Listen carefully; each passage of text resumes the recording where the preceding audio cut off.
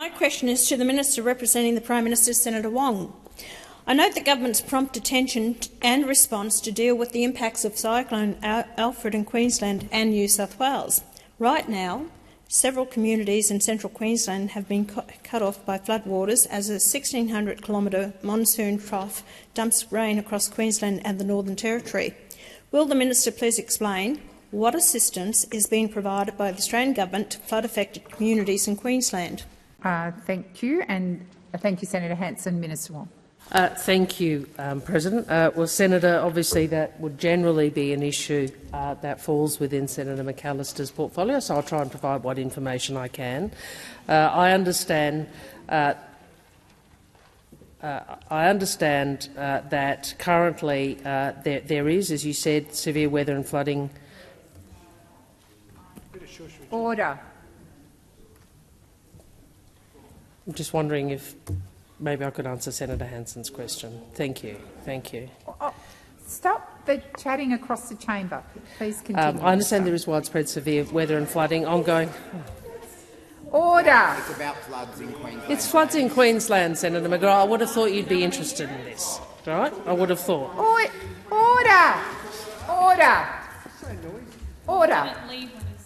Order across the chamber. Senator Green. I'm sorry, Senator Hanson. You have your right to have your question answered. And I want to hear what the Minister has to say. I've lost about 15 seconds of her response, so I'd like to hear the time I get a decent response. Thank you, Senator Hanson. Please continue, Minister. I understand that there is, as you said, widespread flooding across southwest Queensland. A severe thunderstorm warning is current for parts of Queensland. I won't go through all of the information about that. As you probably know, Senator, there is a distinction between national emergency events and those which are dealt with by state governments. I'm sure Senator McAllister, much more eloquently than I could explain, when one moves from a state-based event to a state response to a national response. To date, there is not a national and emergency event which has been triggered. And that response has not been triggered, but of course the government would stand ready in circumstances where those arrangements would need to be triggered. Obviously, we know what occurred in relation to the ex-tropical cyclone in both Queensland, in southern Queensland, southeast Queensland and northern New South Wales was very difficult for the community, and you would have seen the government made it a very important priority, not only to deliver services and support, but also to ensure Senator McAllister and Senator Sheldon and the Prime Minister were available to assist the Premier, Crisafulli and others. Thank you, Minister. Before I call Senator Hanson, I expect Senator Hanson to be asked her first and second supplementary in silence and to be given the courtesy and respect to hear the answer in silence. Senator Hanson, first supplementary. Thank you. Minister, these floods, which came with little or no warning, have had a serious impact on livestock farmers in affected areas. These farmers were dealing with drought only a week ago. What specific assistance is the government providing to livestock farmers in these areas so that the economic impact of these floods will not linger in their communities? Thank you, Senator Hanson. Minister Wong. Senator Hanson, as I understand it, Queensland is leading the recovery response, and if Queensland seeks federal assistance, national assistance, then obviously they would engage with us. I'm also advised that NEMA, the National Emergency Management Agency, has been in contact with state counterparts. We obviously continue to monitor the situation. As yet, that assistance has not been sought, and were it to be sought, I'm sure you would see an appropriate response from the government. Thank you, Minister. Senator Hanson, second supplementary. The Mayor of Quilpie has said there is currently no weather radar service between Alice Springs and Charleville, effectively leaving local communities blind about potentially devastating floods and hampering planning and response efforts. Will the Minister please explain why this region lacks critical weather forecasting service and when the government will address this oversight? Thank you, Senator Hanson. Minister Wong. Thank you, Senator Hanson. I would assume that forecasting would be a matter for the Bureau of Meteorology. I'll stand corrected if that's not correct. I don't have any information on that, but I'm happy to take that on notice. Mate, let's not sugarcoat it. What you're about to see is the kind of political car crash that makes you slam the brakes, rewind, and say out loud, "No bloody way did that just happen." I mean it. This isn't some polite Canberra Tea Party where everyone smiles for the cameras and pretends to agree on everything. Nah, this was a raw, unfiltered smackdown that left Penny Wong scrambling, Albanese looking like he'd rather be anywhere else, and Pauline Hanson walking out like she just scored the winning try in Origin.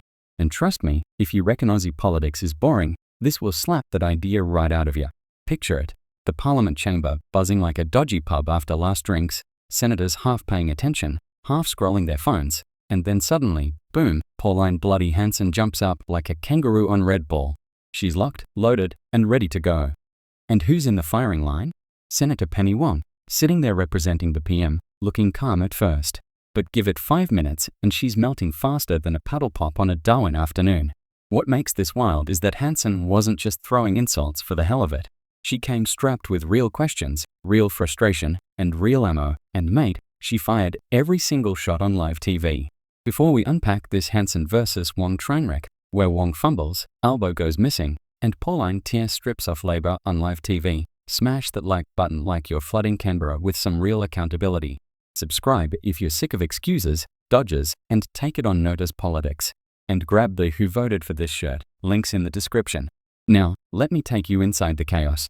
Hanson stands, microphone hot, and goes for Wong's throat with the blunt force only she knows how to deliver. "What's the government doing for Queensland?" she belts out, loud enough to wake the ghosts of old senators. The backdrop? Massive floods swallowing farms and towns, livestock literally floating down rivers like rubber duckies at the Easter show. Farmers who were begging for rain last week suddenly drowning in it, and the government? Silent, sitting on their hands. And here's Pauline, basically yelling, "Oi Wong, where the bloody hell are ya?" At this point, the room shifts. You can feel it, like when the footy crowd senses a biff coming. Wong stands, clears her throat, and starts. Well, let's be honest, mumbling. She pulls the classic politician move. Waffle, repeat, deflect. Oh, thank you, Senator Hanson. Obviously, this is something that falls within another portfolio, but we are monitoring the situation. Monitoring the situation. Mate, Queenslanders are watching their bloody tractors float away, and Wong's acting like she's checking the weather app before a picnic. If you've ever tried ordering a flat white and the barista forgot how to spell coffee, that's the exact vibe. And Hanson? You could see the fire building in her eyes. She wasn't copping it. This is where the humiliation really begins. Hanson cuts through Wong's waffling like a chainsaw through balsa wood. Farmers were in drought last week, and now they're underwater. What specific help are you giving them? She presses, and the way she said specific, you could feel the sting. Wong, bless her, tries again. More waffle.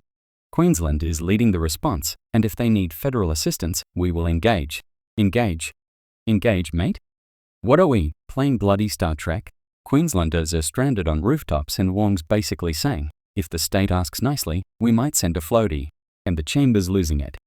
Senators whispering, President calling for order, the usual circus. But Hanson's not done. Oh no. She saves the nuclear bomb for last. Why is there no weather radar between Alice Springs and Sholville? Communities are blind out there. No warning system. Nothing. Explain that, Minister. And let me tell you, if this was a pub, that line would have earned a standing ovation. Because she's right. How in the bloody hell do we have billion-dollar budgets, climate change committees, endless taxes for infrastructure, and yet whole towns are sitting ducks without a radar? Wong's face said it all. Caught. Exposed. No script left to read from. And Wong's response? Brace yourself. Oh. I assume that forecasting would be a matter for the Bureau of Meteorology. I don't have that information right now. I'll take it on notice. Take it on notice. Bloody hell. That's politician code for no idea, mate, and I'm not planning to find out anytime soon. Watching that moment was like watching your mate drop the meat tray at a raffle. Embarrassing. Awkward.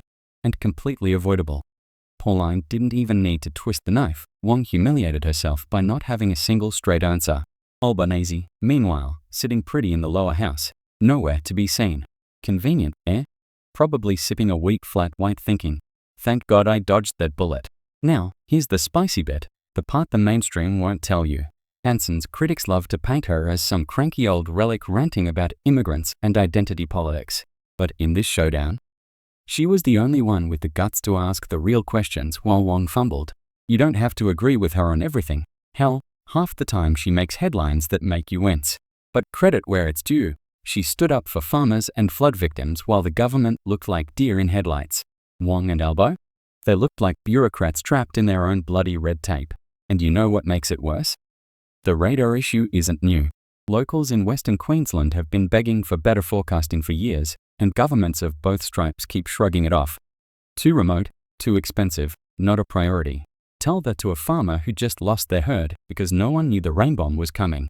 Pauline turned that into live TV dynamite. She dragged it out in front of the nation and embarrassed Wong so badly that even the Greens sitting behind her looked uncomfortable. And you know what? It worked. People were talking about it. Farmers felt heard. Wong, on the other hand, became the face of take it on notice politics. What really cooked my noodle was the way the chamber reacted. Instead of backing Hanson or demanding answers, half the mob were whispering, cracking jokes, acting like schoolkids at the back of the class. Meanwhile, real Aussies were knee-deep in floodwaters. That's the disconnect right there. The Canberra bubble. They think it's a game. Hanson made it clear, it's not a game when people's lives and livelihoods are literally washing away. Now, here's where it gets properly controversial. Albanese, the bloke who ran on promises of action, compassion, and leadership, was nowhere in sight when his government was put on the grill. Not in the Senate, not fronting the farmers, not giving a straight answer himself. He left Wong to flounder like a fish on the jetty. And that's his style, isn't it? Smile for the cameras, drop a nice slogan, then duck when the heat turns up. Hanson basically humiliated Wong and, by extension, humiliated Albo. Because at the end of the day, she was asking questions meant for the PM. And where was he? Hiding in the lower house, probably workshopping another 3-word slogan. And here's the kicker. If this was any other politician, the media would have ripped them apart. But because it's Penny Wong, Labor darling, the coverage got watered down. Senator Wong responds calmly to Hanson. Calmly? Mate, she was drowning. Pauline wasn't humiliating her with insults. She humiliated her with the truth. That's the dangerous bit. The part the establishment hates, because it shows that if you strip away the polished spin, most of these ministers don't have a bloody clue how to deal with a crisis on the spot. Watching this, I thought, no wonder Aussies are fed up with politics. We're told to trust the government, pay our taxes, obey the rules, but when disaster strikes, the people in charge are monitoring the situation. Pauline didn't just humiliate Wong, she exposed the entire charade. And whether you like her or not, you can't deny that watching her tear strips off the government was entertaining, raw, and more real than any carefully staged press conference. That's why this clip went off like a frog in a sock online. Because deep down, Aussies love seeing the mighty brought down a peg. Especially when they deserve it. So, what's the lesson here? It's bloody simple. Don't underestimate Hanson. She might not have the polished lines or the inner circle mates, but she knows how to land a punch in Parliament. Wong, on the other hand, got humiliated because she didn't prepare, didn't deliver, and didn't respect the fact that people in the bush are sick of excuses. And Albanese? Mate, he should have been there. Instead, he let his own minister take the fall, and in the process, looked weaker than ever. Now let's be real. This wasn't just a spat in Parliament. It was a snapshot of where Australia's at. City politicians versus rural communities. Smooth talk versus blunt reality. And Hanson, for all her flaws, stood in that chamber and gave voice to people who feel ignored. Wong humiliated herself with non-answers. Albo humiliated himself by being absent. And the farmers? They're the ones copping the real humiliation from a government that can't even be bothered to turn the bloody radar on. So, if you're still wondering why this clip went viral, here's your answer. Aussies are sick of politicians who take it on notice. They want someone to stand up and call BS when they see it. And love her or hate her, Pauline Hanson did exactly that. Live on TV, no filter, no script, just raw political theatre that left Wong and Albanese red-faced. That's why this moment will be replayed again and again. Because nothing's more satisfying than watching someone call out the emperor when he's got no clothes, or in this case, no radar. And look, if you've made it this far, do us a favour. Smash that like button harder than Pauline smashed Wong's talking points. Subscribe so you don't miss the next Parliament brawl, because trust me, this circus isn't ending anytime soon. And drop a comment. Who do you reckon came out on top in this showdown? Was it Hanson with her blunt truths? Or Wong with her polished but empty waffle? I know what side I'm on. Oh, and if you're really fired up, grab the Who Voted for This shirt, links in the description.